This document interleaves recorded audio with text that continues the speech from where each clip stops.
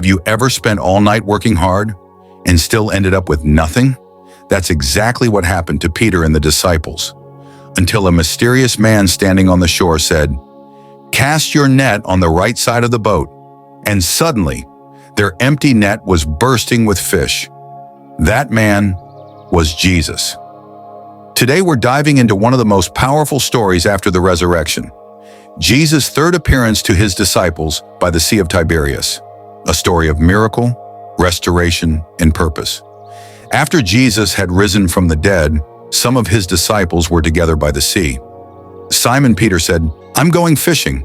The others replied, "We'll come with you." They went out into the dark waters, worked all night, and caught nothing. As the first light of dawn touched the waves, a man stood on the shore. They didn't recognize him. He called out, "Friends, have you caught any fish?" They answered, "No." Then he said, "Throw your net on the right side of the boat and you'll find some." They obeyed, and instantly the net was filled, so full they could barely pull it in. At that moment, the disciple whom Jesus loved said to Peter, "It is the Lord." As soon as Peter heard that, he wrapped his outer garment around him, jumped straight into the water, and swam toward Jesus. The other disciples followed in the boat, dragging the heavy net filled with fish. When they reached the shore, they saw a charcoal fire with fish and bread already waiting. Jesus looked at them and said, "Bring some of the fish you have just caught." Peter went back to the boat and pulled the net ashore, full of 153 large fish. Yet the net had not torn. Then Jesus said, "Come and have breakfast." None of them dared to ask, "Who are you?" because they knew it was the Lord.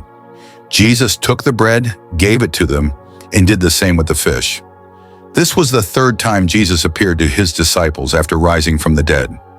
After breakfast, Jesus turned to Simon Peter. "Simon, son of John," he asked, "do you love me more than these?" Peter replied, "Yes, Lord." "You know that I love you." Jesus said, "Feed my lambs." Then Jesus asked again, "Simon, son of John, do you love me?" Peter answered, "Yes, Lord, you know that I love you." Jesus said, "Take care of my sheep."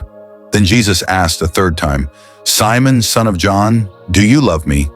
Peter was hurt because he asked the third time. He said, "Lord, you know everything. You know that I love you." Jesus said, "Feed my sheep." This was no ordinary conversation. Peter had denied Jesus 3 times on the night of his arrest.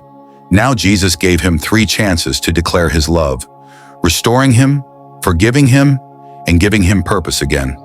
Then Jesus said to Peter, "When you were young, you dressed yourself and went wherever you wanted.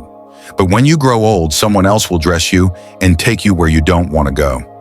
Jesus said this to show what kind of death Peter would face, one that would glorify God.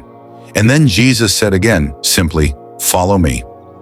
Peter turned and saw John, the disciple Jesus loved, following them. Peter asked, "Lord, what about him?" Jesus replied, "If I want him to remain until I return, what is that to you? As for you, follow me." That one line spread among the believers, that John would never die. But Jesus never said that. He only said, "If I want him to remain until I come, what is that to you?" John, the disciple who wrote this, ends with these powerful words. There are also many other things Jesus did. If they were written one by one, I suppose even the whole world could not contain the books that would be written. What a beautiful thought, that the love and power of Jesus are so great, no amount of paper could ever capture it all. If this story touched your heart, take a moment to like this video, share it with someone who needs hope today, and subscribe for more Bible stories brought to life. Because the same Jesus who met his disciples that morning is still meeting hearts today. And maybe he's calling you to follow him too.